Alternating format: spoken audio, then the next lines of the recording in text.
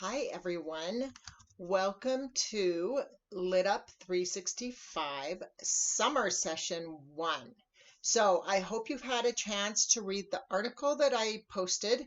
That article talks about summer and what our focus will be. Our focus today for this particular class is the power of doing. Practice makes perfect. We talked a little bit about the power of doing last time.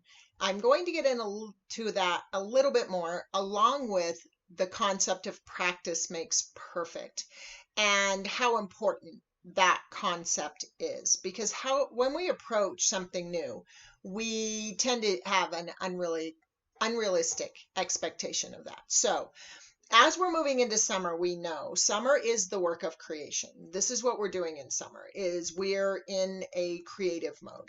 And so today we're going to be looking at questions and throughout the daily contemplations, like what is the culmination of your seed? What is the essence that you will bring into the world? And also, do you have an idea of where to begin?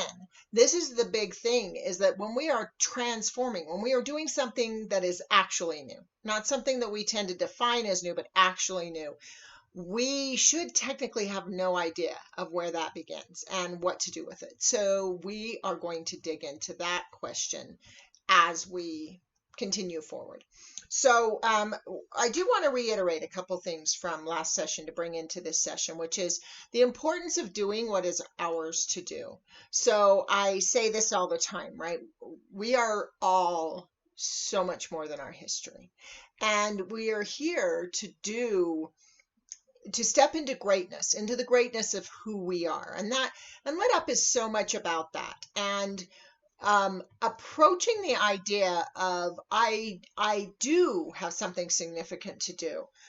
There's a quote I love from Marianne Williamson, and there's this wonderful piece out of her book, and there's been debate on who said it, and it was Marianne.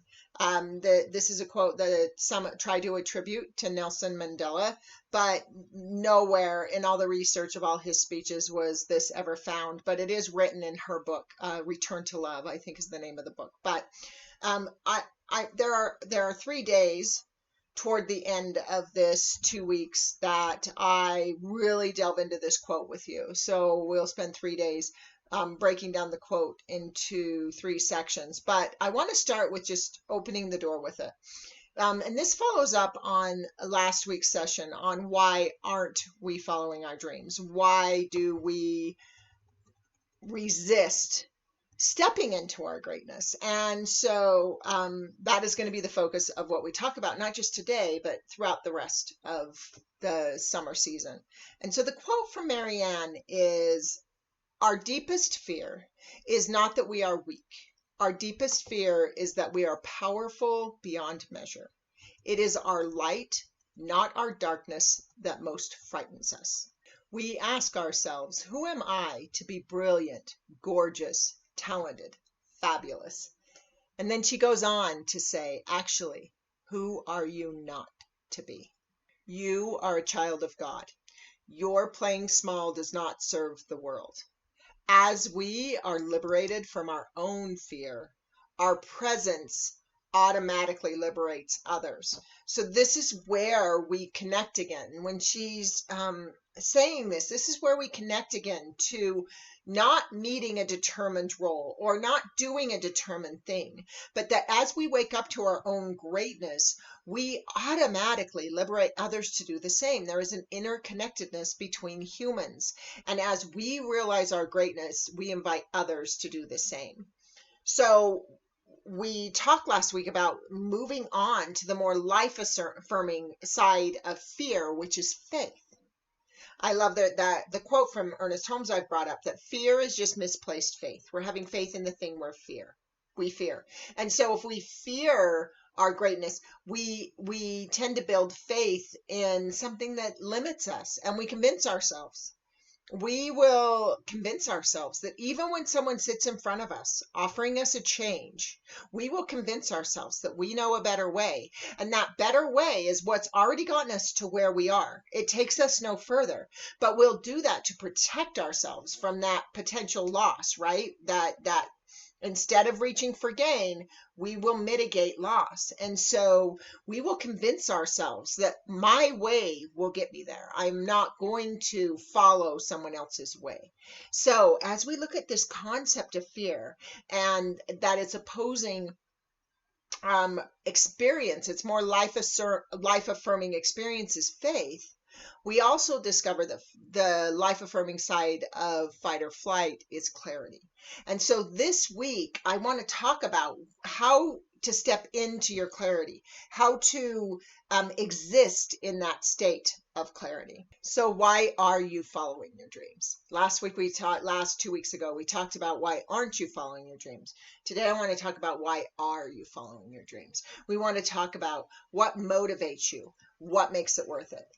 The potential, we're living in this potential to be a great truth, right? Rather than a distortion of that truth, which becomes a lie. So I always talk about there's this ideal version of ourselves that we tend to consider this thing we're reaching for. And then there's who we are today. And we tend to think this is truth, where this is the lie. This is the truth. And so we want to exist as that truth. That's our goal in phase 4 work, is to exist as that truth, to no longer exist as the lie of that amygdala and exist in the truth of who we know we are and who we're here to be, the true nature of our existence. So it is important to be. It is so important to say, this is my being state. I am this. Right? But what we want to do while we're in a being state is realize that this also requires the action of doing.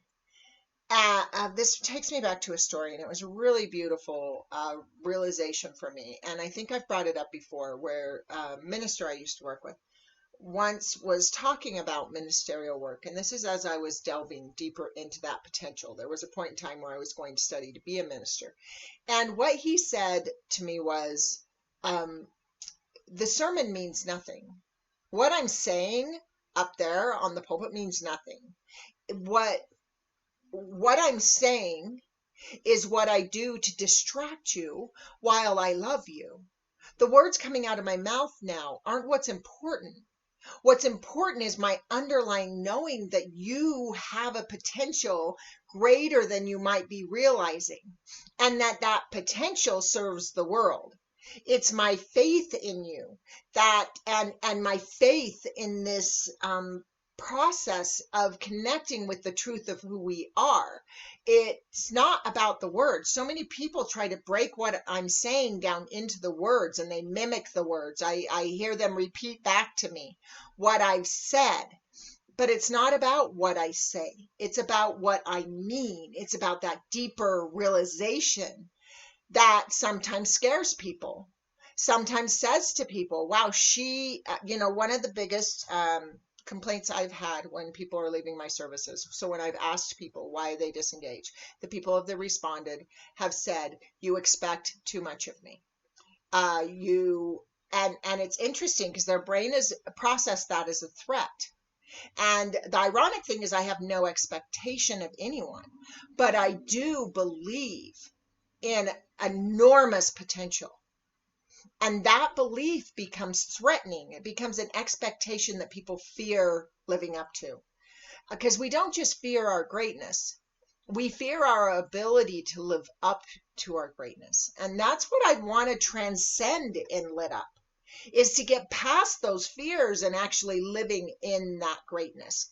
So part of what we're talking about here is this concept of practice makes perfect. And it's a saying that I love because it stimulates two different trigger words. So first of all, I want to talk about the idea of practice. We, after a certain age in development, unless we're in a field like sports or something that requires continuing practice, we oftentimes tend to think of having to practice as a failure. We often do expect to be good at things. And I think this is the brain fooling itself because of the things we're already good at, that we forget we practiced them. When you're writing and you're good at writing, you forget that you had to practice to even learn what words were, even what letters are. And so we don't think about the practice. We tend to think of practice as failure. And this is why I call what I offer, I don't call them exercises. I don't call them a method. I call them practices because they're supposed to be a practice to help you achieve something that you're not already adept at. What we're already adept at does not need to be our focus. I was talking about this a few weeks ago in saying that there are people that I hear that say, focus on your strengths. There's no need to focus on your strengths. It is wise to look at our weakest point and practice something that improves it. That makes an overall improvement in our life. But our tendency can be to want to do what's easy, what's familiar, what makes us feel so good because we can be good at it. But where challenging the brain is so important, practice at something we're not good at becomes critical. Now, the second word I want to talk about in this saying is perfect. And this is the really loaded word. So generally the way I start this, and this will be the first question of your practices this week, is do you consider yourself an overdoer, a perfectionist? Do you say, I have OCD? Or I expect to be perfect, or I am performance oriented? If you're a person that worries about performance and failing or embarrassing yourself in others, if you are a person that worries about tripping in public or not performing perfectly on a test, if you like to achieve 100%, I've had a really cool thing that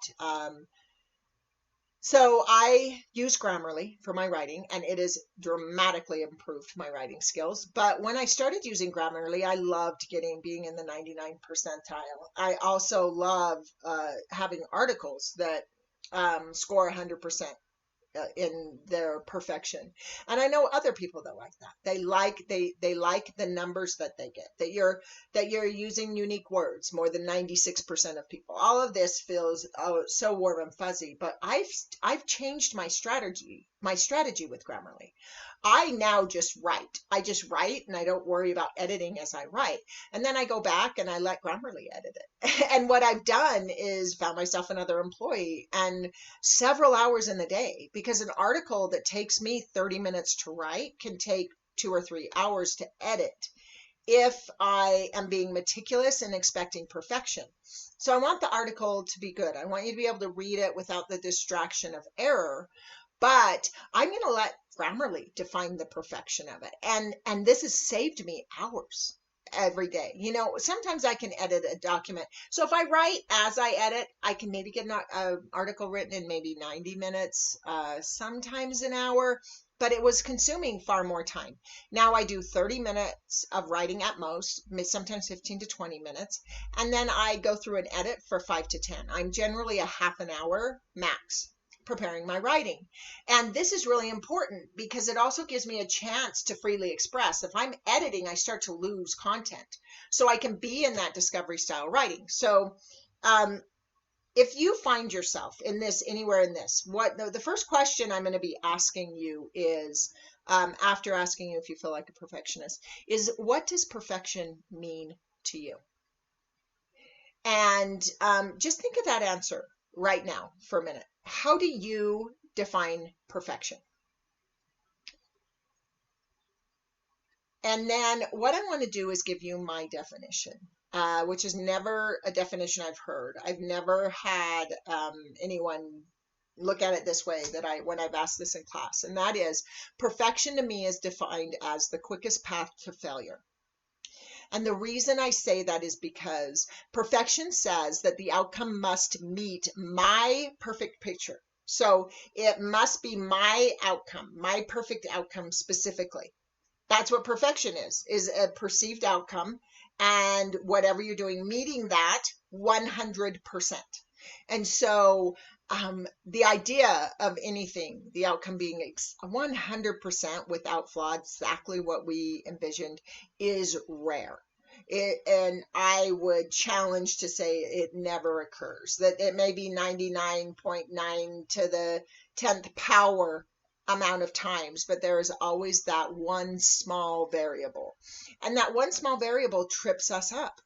This is why OCD and perfectionism are considered limitations and not proper functioning of the brain, because the ideal is nearly impossible. It also limits the possibility. So it has arrogance to it. And I talked about that with expectation, that if I expect a specific outcome, I am saying that I know better the outcome than at the very least the 7.5 billion people on the planet. At the very most, universal intelligence as a whole.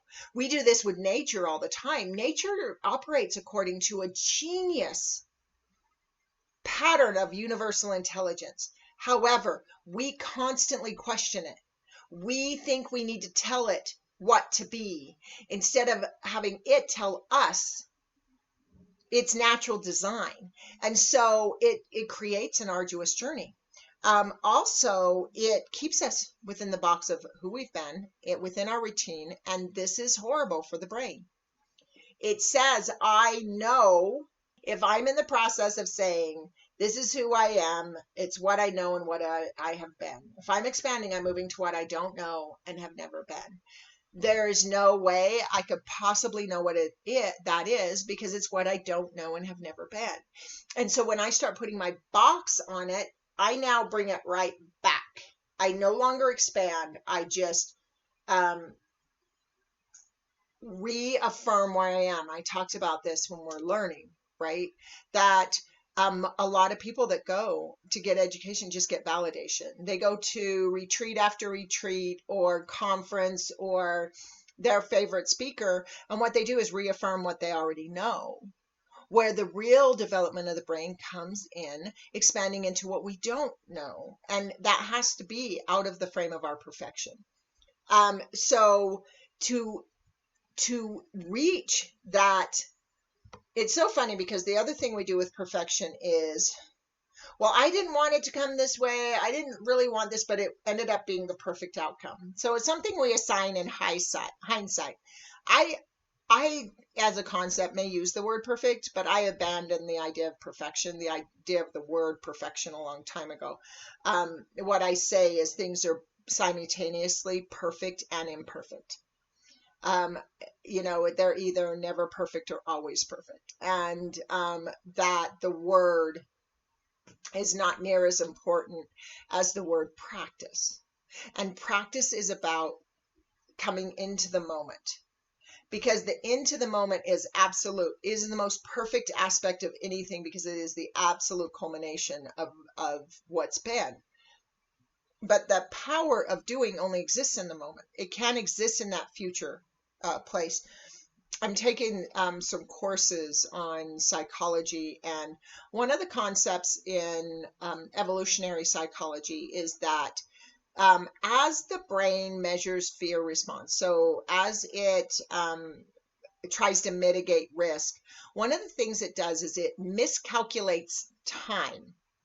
And so this is the problem. Like, there was a great saying that said, and I apologize, I don't know who said it, and I haven't looked it up, but there's a saying that says, all future thinking is, or all fear is future thinking. It's the fear that something will happen. So even if someone has a gun to your head, your fear is that they might pull the trigger, right? That the gun being to your head is not a threat unless the trigger is pulled. And so the brain's thinking into the future of what might happen, but it miscalculates the time. So if you have enough rent, so I had this interesting experience with seeking a job recently. Because of the condition of COVID-19 that is happening, as I record these, I have lost significant income. So I'm going back to work. I haven't looked for a job in 20 years. And the irony is I spent a week flooding resumes, and it wasn't the right resume. It sent the wrong picture. And I won't get into the details of that. What was ironic is I sent a ton of resumes, and I got some responses and some interviews and all this stuff. And then I got to the point where I'm like, this is never going to happen. What if I can't get a job? What if I'm not hireable? And all these thoughts flooded my mind. And it was really interesting. And And I knew that was a trigger. So I said, okay, what do I do with that? And I contemplated and I decided to revamp my resume. And actually, my resume is amazing now. I love it, but I haven't been able to give it to a single company because I got hired by someone before I had a chance to put it out there. But it's brilliant. And I think everyone should write their resume this way. It's more a storytelling format, which is, I absolutely love. But in this resume process, it was really funny because as I rewrote it, I thought, okay, now I can do this. But I had approached a panic state about finding a job. I was like, am I going to be able to find one? What am I going to do? Am I going to be able to pay my bills? What's going to happen to me? And the ironic thing is that I had only been looking for a week. I looked back and went, oh, I've only been looking for a job for a week. And already my brain started to do that because my brain was thinking forward to next month's bills. And what will I do if I'm not working by that time? And it's this concept of, well, I'll be okay. But even when we think we'll be okay, sometimes this is that thing that if I have this goal out there, I might procrastinate right up to the moment because our brain miscalculates time. It misunderstands. And so the only way to do this, the only way to progress forward is to exist in the now. It is impossible to do in the past or in the future. You can only do in the present. The present is where action happens, right? You cannot modify the past or the future. It's an impossibility. And so what's really important is to be in the moment, but it's also about what am I doing in this moment? Taking advantage of the moment. We spend so many moments not doing in the direction. You're right. I put forth that question all the time. Asking yourself, is what I'm doing right now living in service to who this is? 90% of what we do lives in service to who this is. And then we wonder why we're not making progress. Instead of stopping ourselves and saying, no, is what I'm doing living in service to who this is? And so I do want to talk about becoming present in the moment and how we are going to get back to that moment. And so there will be exercises that really focus, and some of the questions, contemplative questions will do this, but also the exercises will focus on this idea of presence in body, mind, and spirit. So I describe what that means, and both the contemplative questions and the exercises. We're going to work on this idea of presence in body, mind, and spirit. So we're going to dig into that in the exercises. Quick recap. Present in body means I'm aware of my body. Am I in pain? Am I comfortable? Am I hot right now? Am I cool? How is my body interacting with the environment? How does it feel internally? How does my digestive system feel?